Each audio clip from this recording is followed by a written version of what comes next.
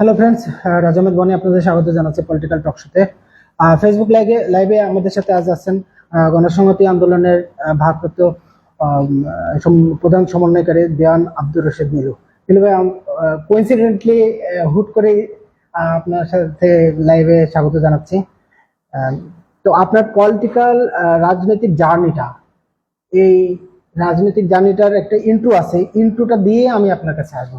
সেটা হচ্ছে দেওয়ান আব্দুর রশিদ নীলু 1956 সালে 30 ডিসেম্বর জন্মগ্রহণ করেন। 1969 সালে শ্রমিক আন্দোলনের সাথে জড়িয়ে রাজনীতিতে আসেন। তিনি অংশ নেন 69 গণঅভ্যুত্থানে এবং মুক্তিযুদ্ধের একটা বিষয় আছে, এটা আমি উদ্যোগ রাখলাম, আপনার কাছ থেকে শুনবো।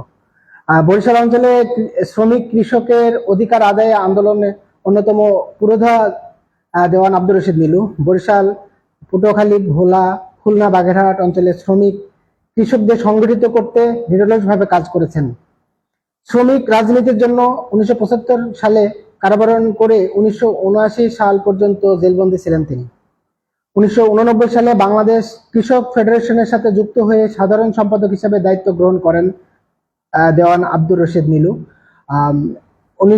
2006 সালে সভাপতি হিসেবে দায়িত্ব গঠন করেন এই সংগঠনের।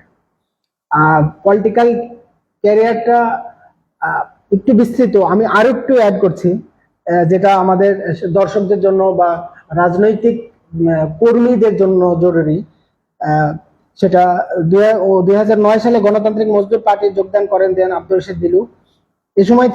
এ সময় থেকে গণতান্ত্রিক মজদুর পার্টি ও গণসংহতি আন্দোলনের মধ্যে ঐক্য আলোচনা চলমান ছিল। এ প্রক্রিয়ার ভেতর দিয়ে 2010 সালে গণসংহতি আন্দোলন ও গণতান্ত্রিক মজদুর পার্টি একীভূত হয়ে গণসংহতি আন্দোলন নামে ঐক্যবদ্ধ হয়।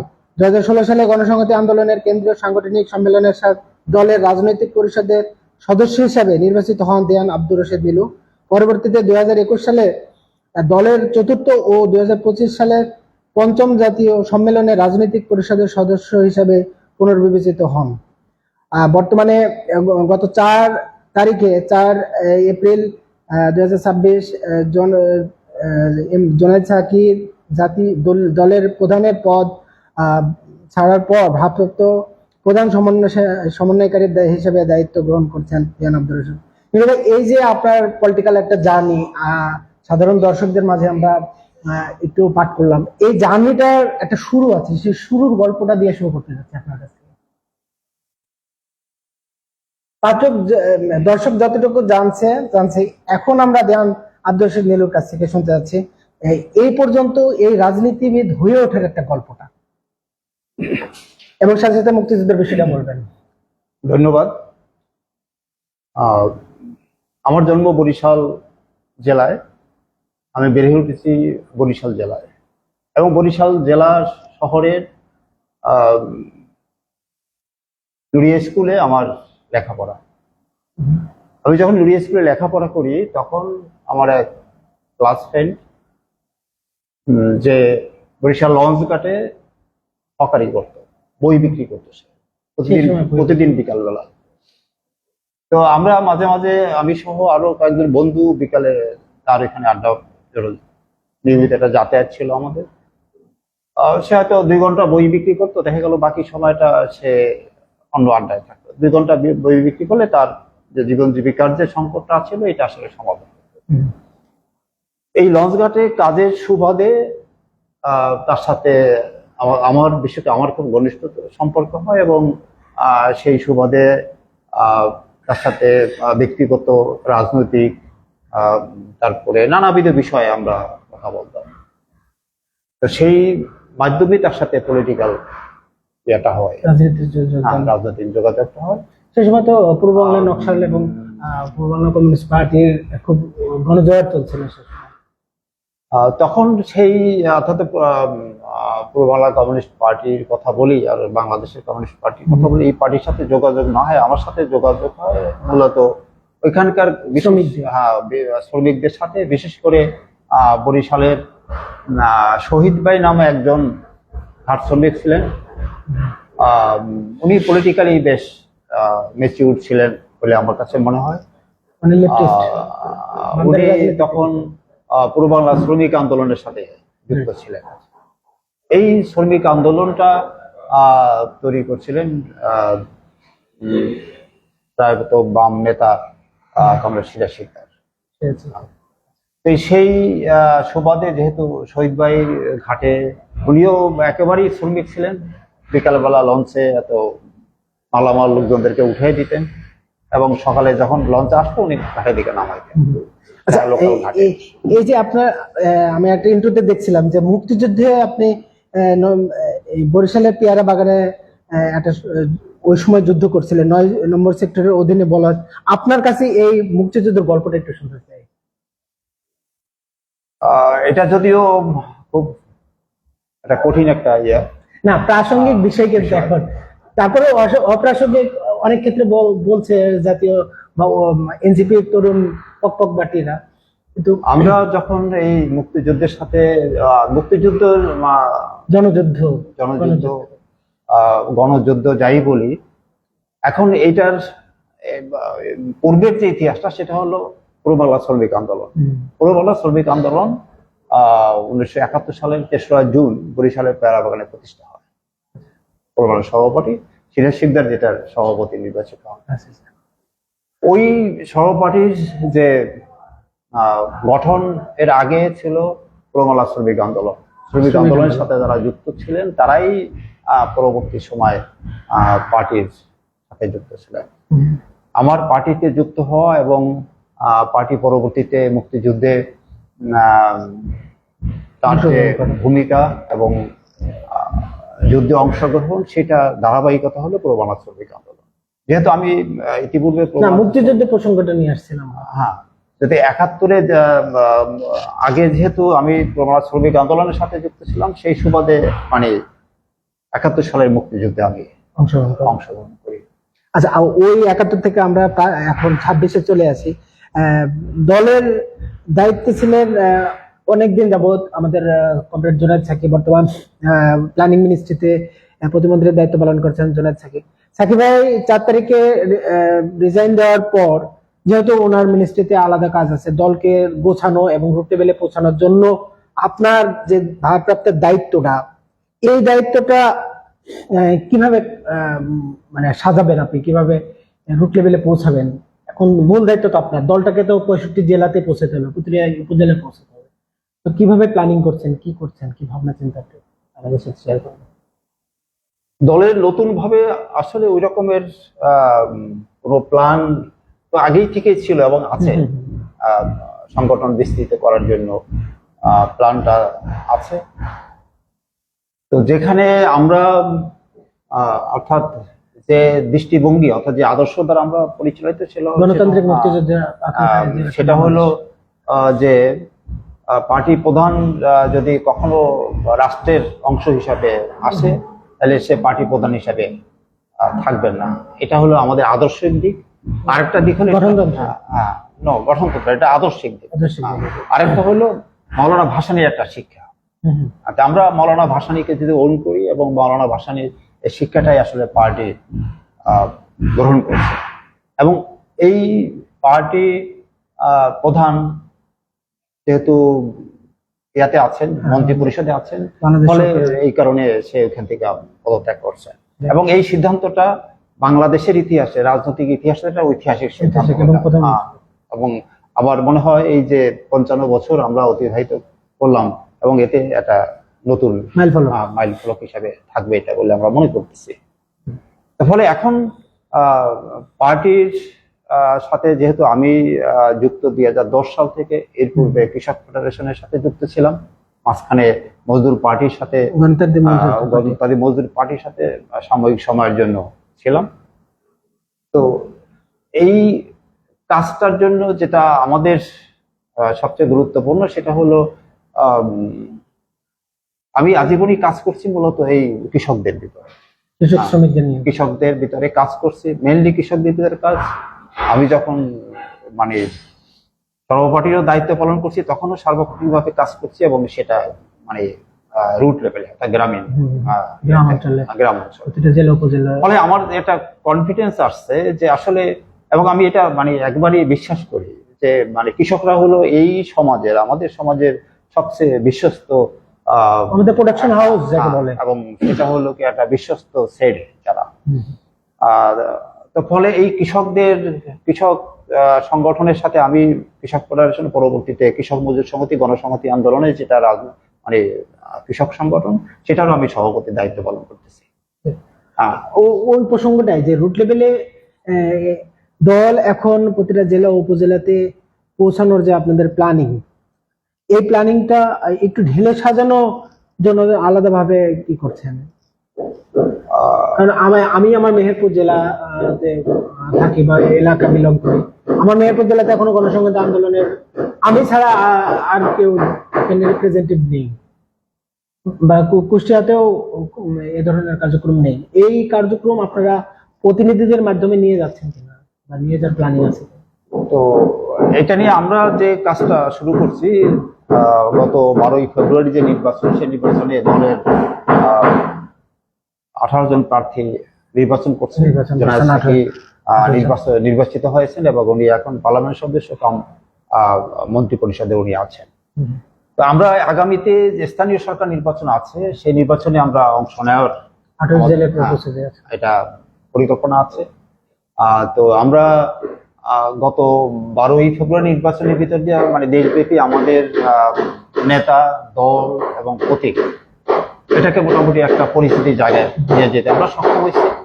এবং আমরা মনে করি যে আগামীতে যে নির্বাচন আছে, সেই স্থানীয় সরকার নির্বাচনের ভিত্তিতে আমরা বিভিন্ন এলাকায় প্রার্থী দেওয়ার জন্য চেষ্টা করছি। একদিকে হলো আমাদের সাংগঠনিক যে লক্ষ্যটা, সেই লক্ষ্যের দিক থেকে গণসংহতি আন্দোলন তার দিক থেকে মোটেও কিন্তু আসলে হয় না। এখন আমরা যে অবস্থায় আছি, একদিকে আমরা প্রথম শুরু থেকে এই সরকারে আমাদের যোগদানের আগ পর্যন্ত আমরা রাজনীতিটা করছি মূলত মানে বিরোধী কায়দায়, বিরোধী দলীয় ভূমিকায় আমাদের ছিল। এখন দেশভিত্তিক আন্দোলন সফলের জন্য এখন যেটা আছে সেটা হলো যে আমরা এখন একদিকে আমাদের মানে সাবেক প্রধান সমন্বয়কারী যে মানে সরকারে আছেন এবং আমরা আছি মানে পার্টি হিসাবে। এখন আমরা যেটা দেখছি সেটা হলো বাংলাদেশের রাজনীতিতে দল, রাষ্ট্র এবং পার্টি, এই তিনটা একাকার হয়ে গেছে সবসময়। অর্থাৎ এই তিনটা আসলে মানে স্বৈরাচারী ভূমিকার জন্য এটা আসলে পিছনে বেশ ভালো শক্ত কাজ করছে। অর্থাৎ আমরা রাষ্ট্র, সরকার এবং দল এই তিনটাকে সেপারেট করতে চাচ্ছি, যে জন্য একটা সিদ্ধান্ত আমরা নিচ্ছি অলরেডি, নীতিগত সিদ্ধান্ত আমরা নিচ্ছি। ফলে আমরা এই যে আমাদের দায়িত্বটা এবং আমরা যে আদর্শিকভাবে এই সিদ্ধান্তটা নিচ্ছি, এটাকেও আমরা আসলে পরিচিতি আমাদের করা দরকার। এবং আমরা আশা করি আমাদের যে বিভিন্ন শ্রেণী পেশার মানুষের ভিতরে আমাদের যে সংগঠনগুলো আছে, আমাদের শ্রমিক সংগঠন আছে, গার্মেন্টস শ্রমিক সংহতি আছে, কৃষক মজুর সংহতি আছে, আমাদের যুব ফেডারেশন আছে, কাজ করতেছে। তো এই সংগঠনগুলির ভিতর দিয়েই মেইনলি আমরা মানে প্রান্তিক মানুষের, বিশেষভাবে কৃষকদের ভিতরে এখনো অধিকাংশ মানুষ কৃষকের কথা বললেন, এই জায়গায় অ্যাড করে বিএনপি সরকার কৃষক কার্ড করে দিচ্ছে ওদের সার্ভিস সেলের জন্য। এই যে সরকারের যে একটা প্ল্যানিং, এর সাথে সাথে গণসংহতি আন্দোলনের তো এর স্মার্ট আইডিয়া থাকতে পারে, যেটা কৃষক কার্ডের মাধ্যমে বা কৃষকদেরকে তুলে নিয়ে আসে তাদের প্রয়োজনীয়। আমি রিসেন্টলি শুনলাম যে সাকিব ভাই তার নির্বাচনী এলাকা বাঞ্ছারামপুরে 5 কোটি টাকার লোন মওকুফ করছে কৃষকদের। এটা একটা নিউজ। এখন এইটা গভর্নমেন্ট, আমরা মানে দীর্ঘ বছর যাবত আমরা কৃষি ঋণ মওকুফের জন্য লড়াই করছি। কৃষক মজুর সংহতি নানান জায়গায় আমরা মানববন্ধন থেকে শুরু করে স্মারকলিপি প্রদান করা, কৃষকদেরকে ঐক্যবদ্ধ করা, এগুলো নিয়ে মানে লড়াই করছি। তো সেই লড়াইয়ের মানে রেজাল্ট হিসাবে আমরা এই গভর্নমেন্ট বর্তমান যে ঐক্যমত সরকারের যে গভর্নমেন্ট ক্ষমতায় আছে, তারা এসে 10,000 টাকা মতো কৃষি ঋণ মওকুফ করলো সারা দেশে কৃষকদের। এটা কিন্তু আমাদের আন্দোলনেরই একটা অংশ।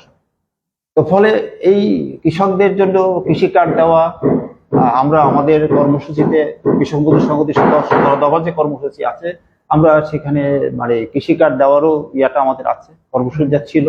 ঋণ মওকুফের দাবিটা আমাদের আছে। আমাদের আছে মানে কৃষি বীমা তৈরি করা, শস্য বীমা তৈরি করার আমাদের ইয়ে আছে।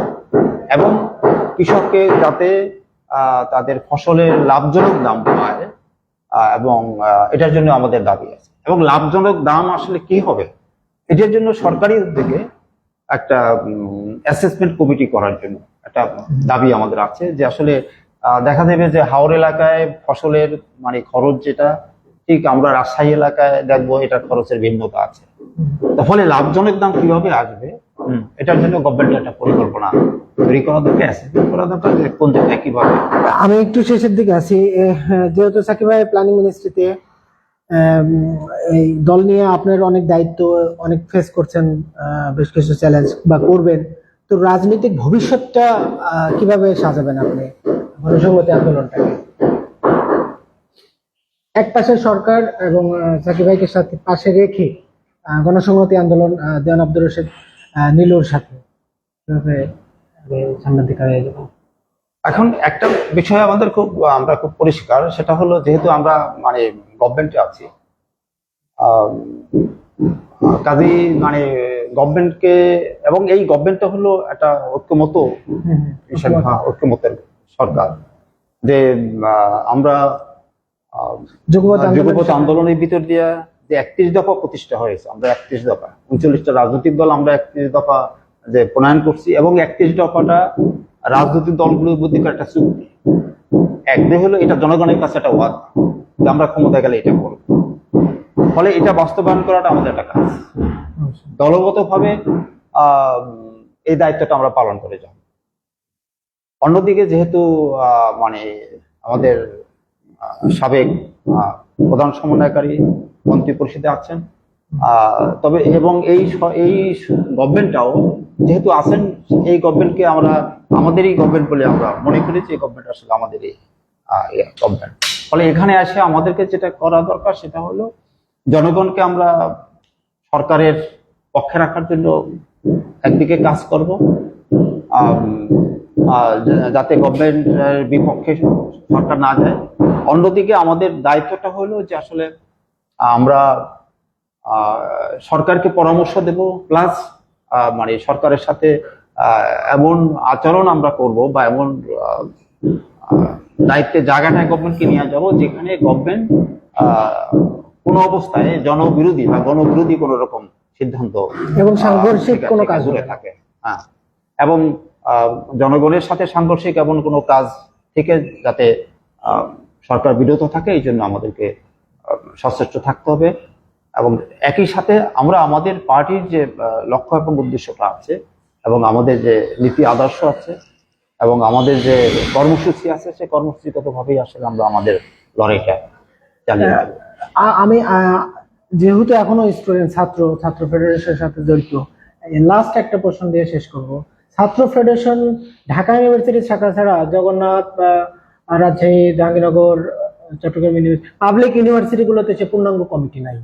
এই স্টুডেন্টদেরকে নিয়ে ছাত্র ফেডারেশন, যেহেতু এপ্রিলের 26 তারিখে একটা সম্মেলন আছে ছাত্র ফেডারেশনের, তো ছাত্র সংগঠনটা নিয়ে কি ভাবছেন, সেটা নিয়ে ছাত্র সংগঠন নিয়ে আমরা আমাদের যে সর্বশেষ যে আলোচনা এবং পরিকল্পনা, সেটা হলো অন্যান্য যে গণসংগঠনগুলি আমাদের আছে, কৃষক শ্রমজীবীদের নিয়ে যে সংগঠন আছে, বাংলাদেশ বহুমুখী শ্রমজীবী হকার সমিতি, গার্মেন্টস শ্রমিক সংহতি, যুব ফেডারেশন, সবগুলির মতোই এটাকে আসলে আরো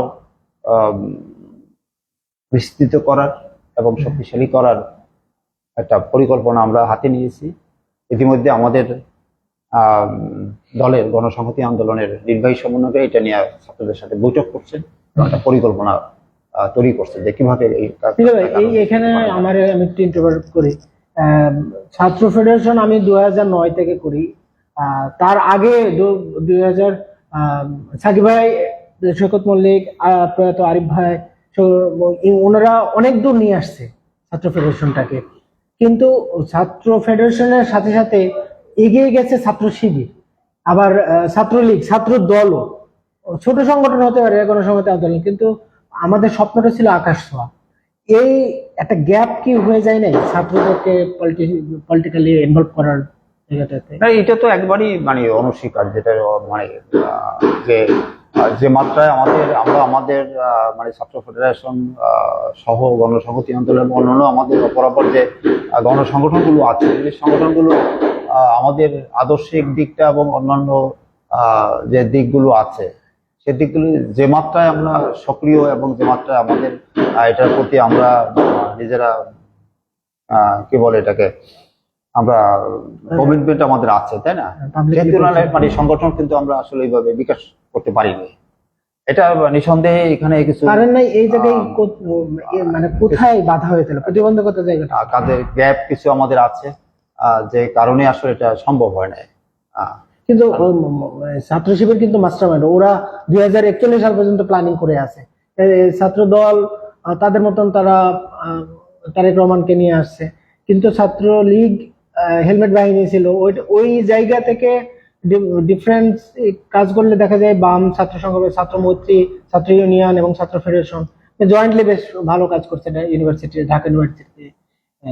এখন যে গ্যাপটা আপনি বললেন বা চলছে গ্যাপটা, এই গ্যাপটা রিকভার করার জন্য কি ছাত্র প্রতিনিধিরা প্রতিটা ইউনিভার্সিটিতে কার্যক্রম করতে পারবে না এখন, বা করবে কিনা? হ্যাঁ, সেটা নিয়ে মানে বৈঠক হচ্ছে, নির্বাহী সমন্বয়কারী মানে প্রতিনিধি বৈঠক করতেছে একটা পরিকল্পনা তৈরি করার জন্য, আসলে এটাকে কিভাবে ঢেলে সাজানো যায় এবং আমরা আমাদের এই ছাত্র সংঘ বা ফেডারেশনের কাজটাকে আরো কিভাবে গতিশীল করা যায় এবং অন্যান্য শিক্ষা প্রতিষ্ঠানে কিভাবে বিকশিত করা যায়, এটা নিয়ে মানে বৈঠক হচ্ছে, আলোচনা চলতেছে এবং এটার পলিসি তৈরি করার জন্য কাজ চলছে। আমরা আশা করি খুব শীঘ্রই হয়তো এটা নিয়ে আগে যাবে এবং 26 তারিখে যে ছাত্র ফেডারেশন ঢাকা বিশ্ববিদ্যালয়ের যে সম্মেলন আছে, এই সম্মেলনের ভিতর দিয়ে হয়তো এটা একটা নিশ্চিত আকারে সামনে এগিয়ে যাবে। গণসংহতি আন্দোলনের ভারপ্রাপ্ত সমন্বয়কারী দেওয়ান আব্দুর রশিদ নীলু আমাদের সাথে ছিলেন। নীলু ভাই, আপনাকে অনেক ধন্যবাদ আমাদেরকে সময় দেওয়ার জন্য ভার্চুয়াল জার্নাল বিডি লাইভ থেকে। দর্শক আমাদের সাথে থাকুন virtual journal BD live. Thank you.